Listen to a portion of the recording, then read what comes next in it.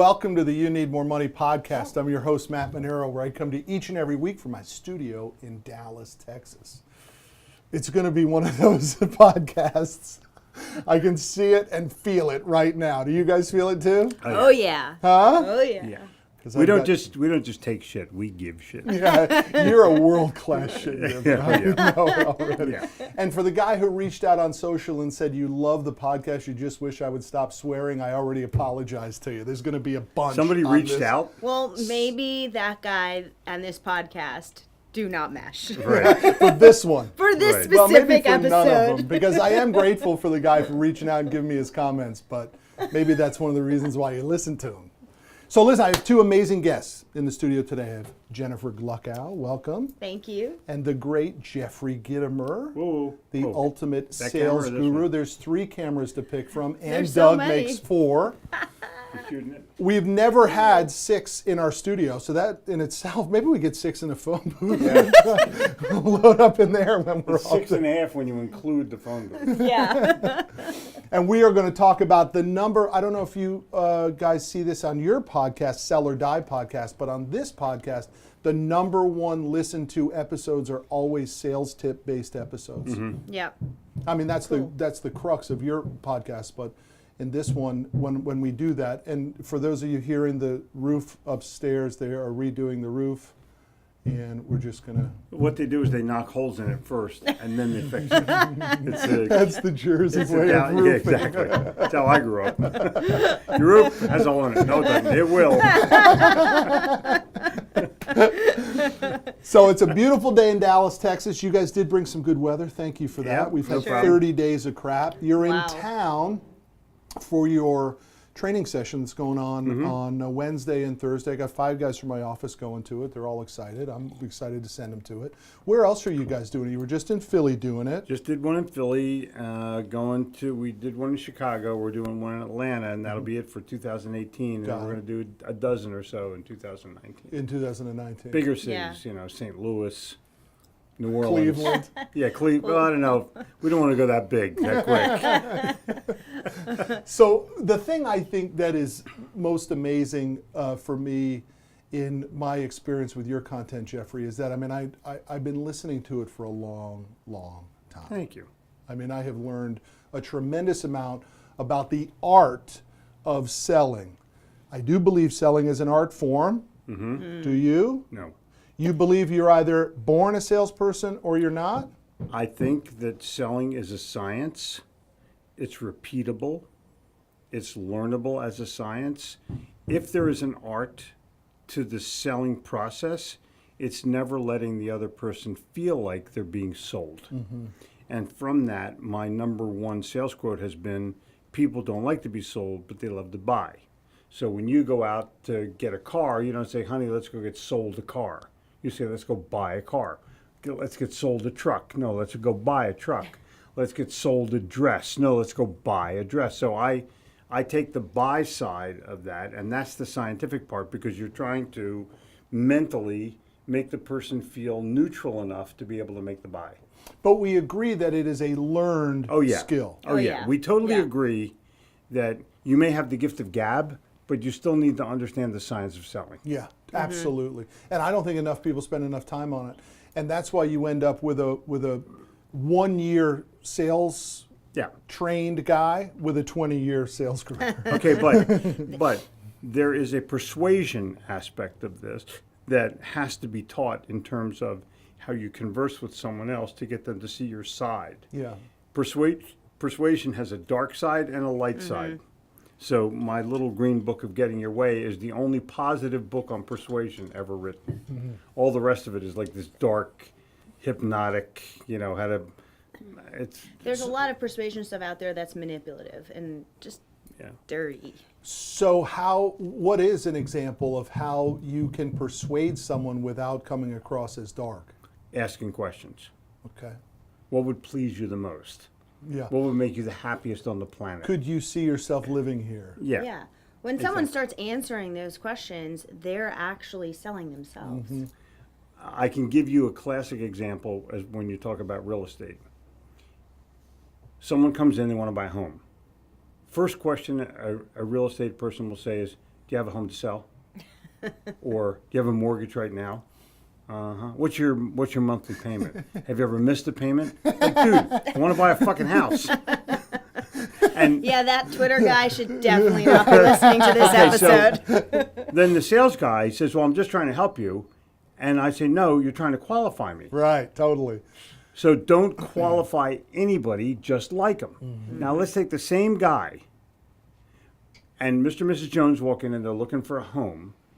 And the guy says, sit down, let's have a cup of coffee. I'm not really interested in a cup of coffee right now. I just want to see a house. I said, well, before we go, I have one question to ask each of you. Tell me about the bedroom that you grew up in. Interesting question. By the time they're done with those questions, they need a cup of coffee. Wow. Because they're Very thinking about their mom interesting and their dad if question. they're still alive, or their siblings that they had fights with in the bedroom. Ah. And then I'm going to follow up with saying, if they have children, is that the kind of bedroom you want for Billy? Got it. Now I'm 2 questions into the sale, and I'm totally emotionalized. Now let's go take a look at a house. Yeah, so Yeah. work with me on this then. I need the commission. I have to qualify everybody. I can't slow it down and have coffee and ask these sort of childhood questions. I got to make my money. You're thinking short term if that's the case. If you want to make commission long term and really build a book of business, an amazing book of business, you have to think long term and stop qualifying people. Just start building relationships. The sales guy who pushes for the sale becomes an aggressor. And the customer is like, I brought my silver cross with me. And holy water. Yeah, and I'm about to put it on your forehead. You don't want that when you go someplace. You can sense it. You walk into a car dealership and the guy, you looking for a new car today? Do you want to lease or buy today? Do you have a trade-in today? What's your budget today? And the guy goes, no, I have a piece of paper that I know exactly what I want. Right. And if you could please take this to your daddy and see if he'll say, okay, I can walk out of here with a car. Listen, we used to have a guy who worked for us. He came to us from the car business. And he said that in the early days of the internet, when people would print off everything, their invoice and all of that, and they would walk in with their invoice, he kept saying to himself, who is this internet guy? Because I'm going to kick his ass when I find out who this guy is, right? But it's an amazing thing, which brings me to this next topic, which I want to give you a tremendous amount of credit for. You have been able to morph with the times in your craft of sales training. And it's important for me to say that because I'm going through the realization that I'm not so sure I've morphed with the times. Like, I've got staff that's telling me, no, it's really not how it goes anymore, boss. That's really not what everyone thinks anymore, boss. Maybe there is a better way than just dialing for dollars out of the yellow pages like you did it. I got a buddy, RJ Grimshaw, who is the CEO of a large equipment finance company. They don't do any cold calling anymore at all. They only do preparation for the phone call. So they're on LinkedIn, they're on Facebook, they're all over Google long before the phone call is made. So I give you a lot of credit for being able to morph with the times and be able to be self-aware enough to recognize that in order to find new audiences and develop new strategies, you gotta come with a new thought process. Well, 3 words, New York City. I began selling there in the 70s, the early 70s, and I cold called people and I developed all of my innovative strategies from those sales calls. Then, when I began to put information out, sales information, write a column, I've booked 2,500 corporate speeches in the last 20 years, never made a sales call. People call you if they feel you can help them. So we get calls from the Matt Maneros of the world who want to put me on their podcast or whatever they want to do or come onto my podcast, and that creates momentum in the marketplace where someone else says, oh, I got to get that guy too. And one thing snowballs to the next. And if I'm cold calling somebody, the average guy who cold calls, the average woman who cold calls, when they get to a decision maker, they're so shocked that they got there, they have no idea what to say. Thanks for taking my call. They have no idea what the top 5 things the customer is going to say to them. They're Exactly, not prepped on and it. They're not It's just, they prepared say, at all. I can't believe I'm here. Yeah. Yeah, if I could just have a few minutes of your time. Okay. I'm busy. Boom. You got through and blew it. Yeah. So, So what are you saying though? Because I think if I unpack that a little bit, Jeffrey, what you're saying is that because you learned it street smarts, yep. and then you evolved to becoming a thought leader on it, now the thought leader status that you achieved is what's actually filling the pipeline and Yeah, spinning the and wheel. people can relate to it because I'm street. Yeah. And I'm genuine street. I'm, bang on doors in Manhattan because you took a freight elevator to somebody's place and they go, how'd you get in here? That was their main, who are you? You just got off at the wrong I'm here floor. for the show. Yeah.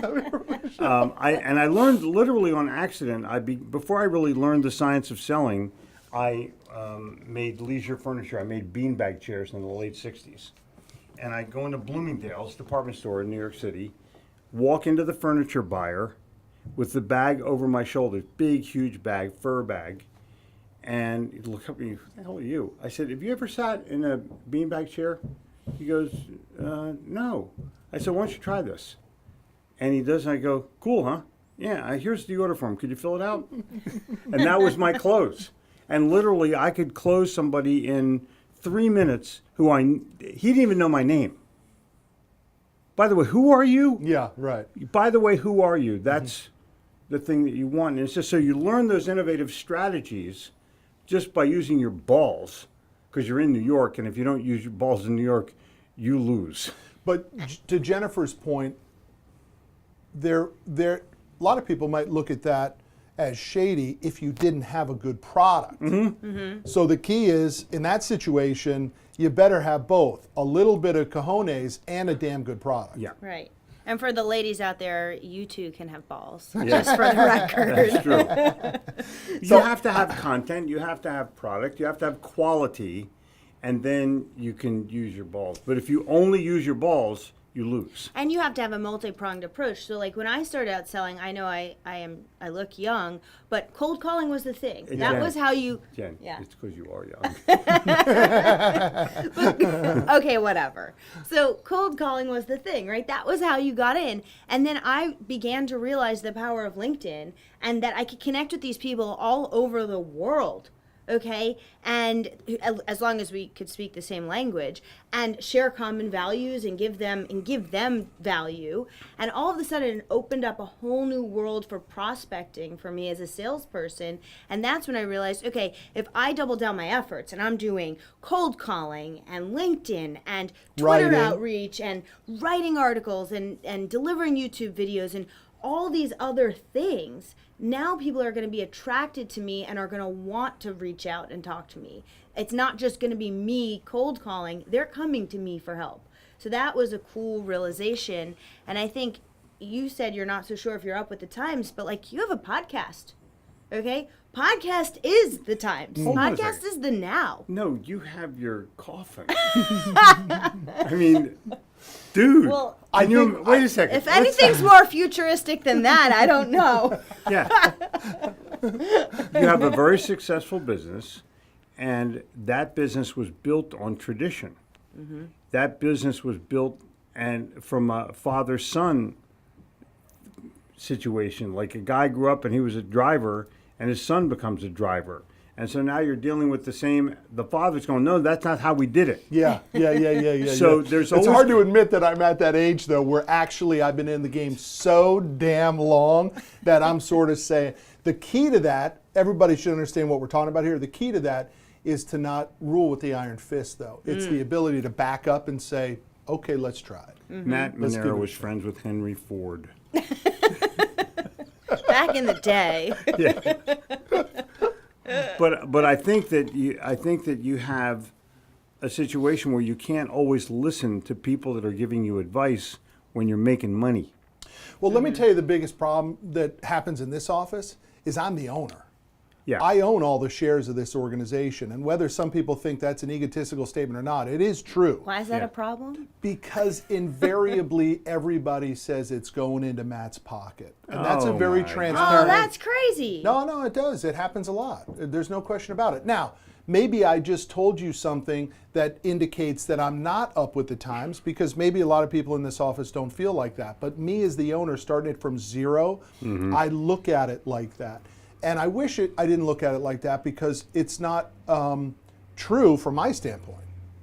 Right? I don't look at it as, how do I wring enough money out of this place to feed my coffers? I never look at it like that. But you Hell, have I never missed a payroll in 23 years, except for mine. Right, exactly. Exactly. Exactly. But the sweat equity that you have, no one can really understand. Right. Yes. No Right. one knows that you go home with the keys. Yeah. That when the bank payment is due, Yep. they're not looking at them. You know, Right. Right. your sales manager doesn't go, "Oh, we don't have enough money for payroll, Matt. Don't worry, I'll go up to my house. I got plenty of money." Not happening. No, those worries are real. Those Not worries happening. are real. Yeah. So I get that. I've only been in business for myself for 53 years. I don't know. Now if it's you're work- sounding old, honey. Yeah, now I don't know whether it's working or not. I'm going to do another 53 and then that's it. I'm going to quit. And you don't always pay yourself enough, but you always have the equity and you always have the opportunity that someone else will not have, because they won't take the risk or they won't put themselves in harm's way or in jeopardy of not achieving or losing. performing. Yeah. Right. But I don't know that even really applies that much anymore, because I think there are some incredible opportunities to be the intrapreneur inside a different organization. Like my number one guy would never want to trade places with me. And I've asked him countless times, why don't you become the sales manager? He's like, are you crazy? He's like, just leave me alone, boss. I'm good. Yeah. I make more money than I ever thought possible. I have a lot of respect in the organization. I have a lot of freedom. I get to run my own business inside of your business. I'm good. I'm happy. And I say, damn, I wish I could be that guy. Please trade places. Please. But trade that's the new places. way to work. Like I think it that, is. I think, is the best opportunity. If you are in the workplace right now, moving up through an organization, and you have the opportunity to become an intrapreneur, I love that word, within the organization. Yeah. Hell yeah. All of what we're talking You about don't have here, the risk associated Exactly. with it. You don't. There's no You risk. only have the reward if you You work don't hard. have the overhead. you get to use their operations department, their IT department, their accounting department, their marketing department, and you get to play to your superpower, if we want to use a cliche word. Exactly. Yeah, well, let's look at it this way. A little cold in here. Can you turn the heat up? And they don't pay the fucking heat bill at the end of the month. Dude, I'm with you on that. But there are some people that can't do it any other way, and I was one of them, and you were one of them too. And I don't know about you, Jen, but I know that for me, it was impossible for me to work for somebody. I am Yes. the worst employee in the world. Yeah, I just couldn't do it. I'm loud, I'm bossy, and I swear. And you do it better than the guy who was cutting your check. Oh, yeah. From the time I was 5, I said, people would say, what do you want to do when you're older? I said, I want to own my own business. What kind of business? What are you going to do? Are you going to go into your parents' business? Nope, I have no idea, but I'm going to own my own business. Those were my only... Well, your dad was your parents were Oh, entrepreneurs? yeah, they printed and manufactured books. So they Oh, had no a 200-person printing Oh my facility gosh, in, for books? in Jersey. Yeah. Wow. Yeah, my dad started it with my grandpa, and then my mom got involved, and the business really took off. They sold it, stayed on for 10 years. I mean, it was amazing. And No I grew kidding. up.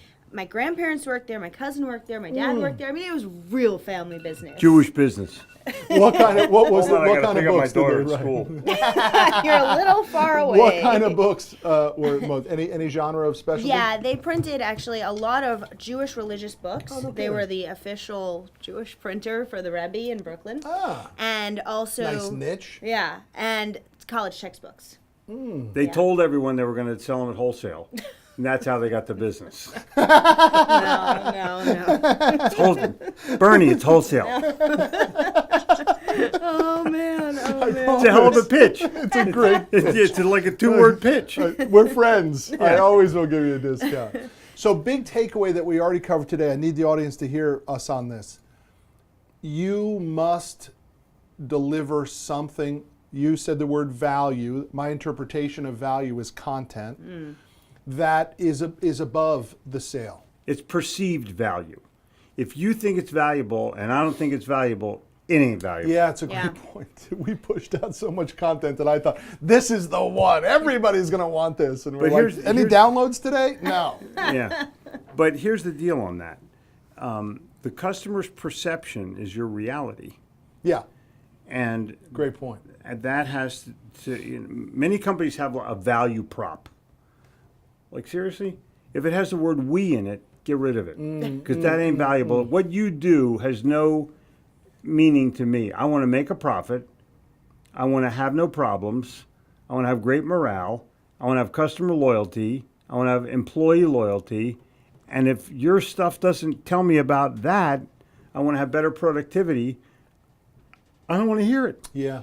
And your report card is not just who's downloading it and how many downloads it's getting, but how many shares it's getting.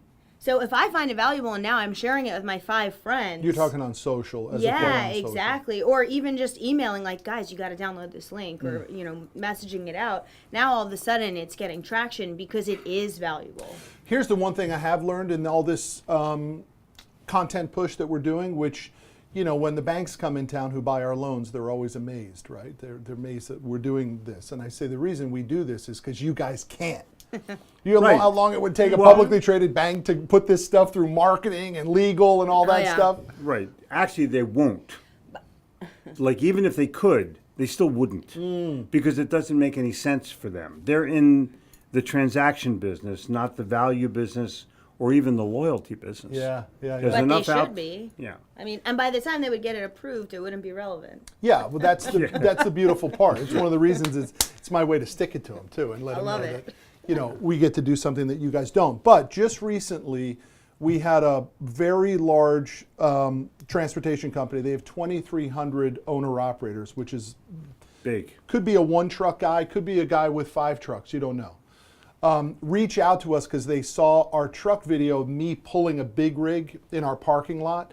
And that whole thing came about where we had a customer who bought a truck from another customer, and the customer who sold it dropped it off here because we have plenty of parking. That's why we're in this space, because you can pull 5 big rigs up front and nobody has to worry about a ticket, right? Cool. Yeah, that's cool. Guy drops off his truck, and a couple days before, the new guy came to pick it up, and I drove in more and I said, there's a truck in our parking lot. We should do something with that. And I said, let me go home and get a rope. And one guy goes, I got a rope in my pickup truck. I said, hook it up to that bumper. Get out here with the video camera.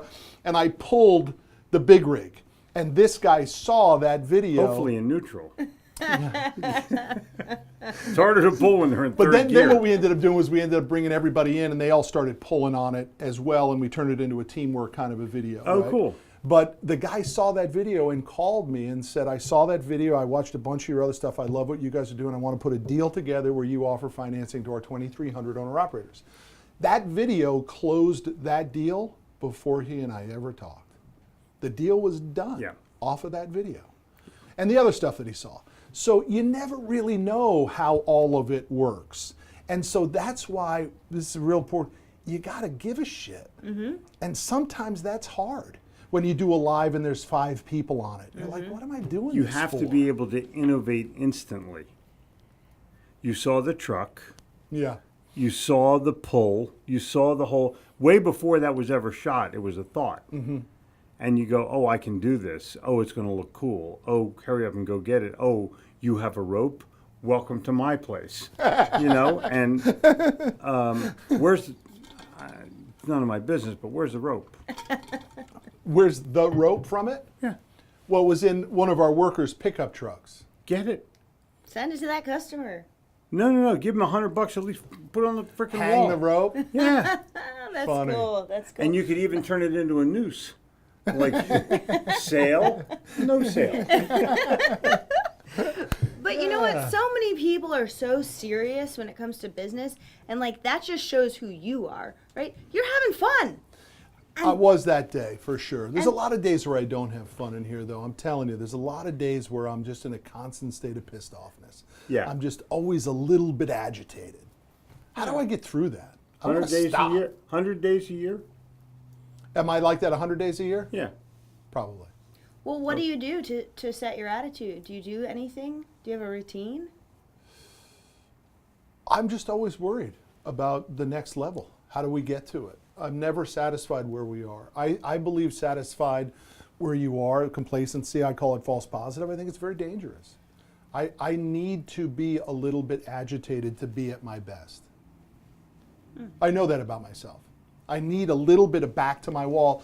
And if it isn't real, I have to manifest it. I have to sort of create that my back is to the wall, you know? Huh. Does that seem a little strange? No, but you can come over to our house. We could use a little of that. Yeah, well, Everyone's too fucking happy in our joint. So it causes a little bit of problem because the new group here doesn't, they don't really resonate with that. It doesn't, it's not ringing the best They out of don't them. understand where you came from. Yes. right. And Right. that's not their fault. No, No. because they came from a place where they got a participation ribbon.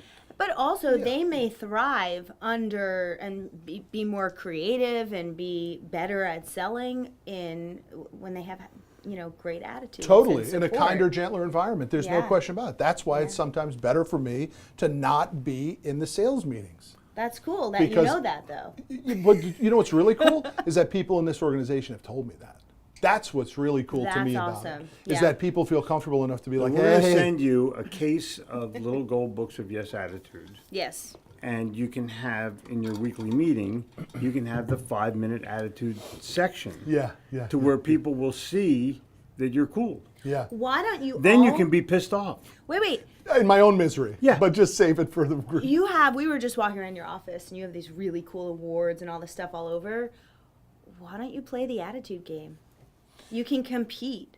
Your whole team, everyone in the office, it's not just salespeople, everyone can compete on the attitude game. And there's a leaderboard. It's really freaking cool and it's That's in the- based off that's of in the book? Jeffrey's. No, it's an app. We have an app with the Oh, game. really? Yeah. Oh, hold on. And- Let's go through this because I want everybody to understand this. Where's Yeah. the app? Where do we get the app? You So- get the app from us. You yeah. call us up on the phone and we'll get you the app. Okay. It Yep. costs $10 per month per person. Okay. And Yep. what does it give me? It gives you the little gold book of Yes attitude turned into a game. Okay. The little red book of selling turned into a game. And you play the game for your own score, but you're also competing against Bob and Mary and to see who's the best attitude or the best salesperson.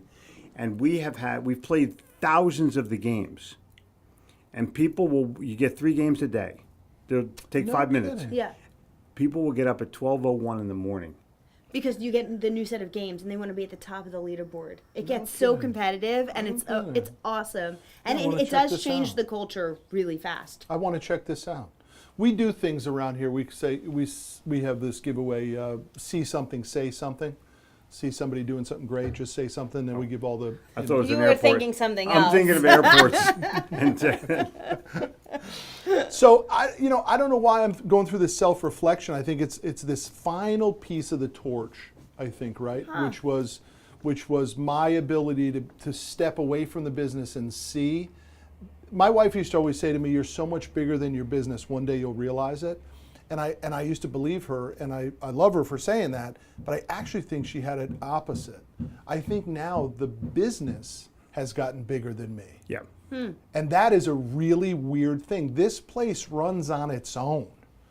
But It you doesn't built need that, me as much. But you built it to be able to run on its own. I And that's torched it to be able to do that. Prior to that, I was Superman. Everything had to go, and I said, "Well, I'm gonna flip it." And I guess what I'm saying is, it's actually now in that really mature phase. that's awesome. Yeah, it's a good thing. Yeah, you talked about it on our podcast about Yeah. torching your business, and one of the reasons that we fell madly in like with you is because you had the balls to do Yeah. Yeah. what you felt was the best thing. Yeah, Yeah. I did. It was And- best business decision I ever did. Yeah. That takes That is so cool. courage, not just balls. Mm-hmm. Because you have family, you have payments, you have all of life it. just like everybody else. All Yeah. of it. And when you become successful, I know this is a surprise, but your cost of living goes up. The machine needs. Oh, yeah. Yes, Yeah. yes. Just a gardener, But you have to look at it from the perspective of, if you can't wake up in the morning and be the happiest person on the planet about what you're doing and what your direction is, you got to change directions. Mm-hmm. You got to take I-35 west, Yeah. and it's a tougher road when you're the king. Yeah, yeah. I don't want to be that guy anymore, and I think the business has spoken, like they say on that show. And I think it's I got some great people in here who remind me you're being called to do something else. You know, Yeah. This guy says it right here. He says, this part of what we're doing here, this is part of an element of the journey that was predestined for me to be on for a little while, and I need to go a little deeper in it and let it ride and just let it run. You're good at Yeah, it. yeah, you are. Thank you for that. Yeah. Yeah. Yeah, Billy says it's a calling, and he says I need to just be open to answer it for a little bit. yeah. Would you say that? Yeah, you do. I don't know how we got on me and off the audience and all that stuff. It's I all don't know how good. We love did that, talking about but- you. Yeah. My wife hates talking about me. Your kids do. But I think that the challenge that you have is doing it within the confines of your business to where your people are lifting you up rather than being scared. You know what I mean? Oh, Matt's leaving. What do you mean Matt's leaving? Well, you know, you have to have the presence here. Yeah. And because you certainly have the philosophy, you've certainly instilled the core values and put the mission together to be able to make them do that. And now it's a matter of you getting to that next level and making sure that the 3 or 4 people that can replace your efforts on a daily basis are schooled to do it, but know that that their daddy is always there. When did you do that in your business though? When you said, I'm going to really let my writings and my content flourish more than just me doing the closing and all that. Some things have no goals. It just happened. I didn't have any control. Excuse me. I had no control over what I did. When I learned how to sell, I realized that I loved it, and I made a goal: be the best. When I started to write, I go, oh, this is cool. I really love this. I just want to be the best. And when I started to speak, I said, oh, this is really cool. I just want to be the best. And what happens is they begin to combine with one another, and you evolve or you emerge to the next level without ever making a goal about it. You don't have to, I didn't shred anything. I just moved. And somebody one day, you know, I got called one day when I started to write my column in the paper. This is 1992, maybe 93, but in that genre. Some guy called me up and wants me to give a speech in Dallas. I said, and he goes, what's your full day fee? I said, $5,000. That's a lot of money. He goes, I had no references whatsoever. I said, do you need any references? He goes, no, I read your column. Yeah. Boom. Yeah. Okay. And I said, well, look, here's the deal. You make a check out to me, and you take it in the back of the room when I'm speaking, and you hold it between these 4 fingers, and if I suck, you rip it in half. And he goes, cool. I said, but if I'm great, you double it. No kidding. I get off the plane, and it was when you could meet someone at the plane. Right. He hands me a check for $5,000. He didn't want Literally. to take a chance of having to Literally. double it. And, love that. And that's what happens when your reputation precedes you. Now, you've already got the stuff that most people would die for. And this title, That's Come on. good. You need more That money, is so Tom? oh, good. come That is on. so good. Are you kidding me? But you know, there becomes a point in every entrepreneur's journey where they have to decide, should I leave what I'm doing to go full into my entrepreneurial passion, whatever that may be, or should I keep doing this? Just do it a Yeah. little bit, tiptoe in, do it a little bit, do it a little bit. Yeah. And there becomes a point where, in my opinion, based on my experience, you just know. Like, I was at a company for 6.5 years, and I was at the top of my game. And for the last year, even though I was good at it, it wasn't fulfilling for me anymore. It wasn't my passion anymore. And I knew that I wanted to impact more people, but I was scared to leave because I was making really good money at 20-something years old. And like Jeffrey said earlier, my bills got expensive. Exactly. And so, like, you know, I'm living in New York City, living the life, making amazing money, and it's like, do I take that risk Yeah. and have zero income? And wait, not just have zero income, but have to You'd have invest. to eliminate 3 words. I'll take it. You mean I'll take two? Yeah, exactly. But then I realized, oh, and I'm going to have to invest in this new, venture and figure that out. And so I, for a year and a half, tiptoed between, am I going to do something or am I not? Am I going to do? And then finally, I just quit. Well, what I know for sure is the success of my business and the success of the people in it is because we all went all in. Like, no prisoners, no questions asked. This is it. Burn them. This is how we're going to go for it. This is the footprint we're going to make. So going from success to succession is where you need to grow. And if Why'd you can pick up your pen? Are you about to write that I down don't- too? yeah, You like that? He wants to Success charge to you for that one, succession. too. I like that one. That one's hot. was like- Success to succession. It's killer. Yeah, that is Listen, it. it's a At huge least we have it problem on with film, people. right? Yeah. Yeah. It's a massive problem that people have after X period of time, whether for you it was 6.5 years, for Yeah. me it's 23 years. Yep. What is the next step? And the challenge is, do you have the guts to what I call torch what you like to You get already, what you... bullshit, you already know what you want to do. Yeah. Okay. And you already have a business that will, at some point, run kind of on its own. It'll still need your input, but not as much. Right. And you don't have to come in and kvetch every day about what the hell is happening in this. No, I'm late to the game, man. Yeah. I mean, the business is already there. I'm Yeah. the one who isn't quite there on it yet.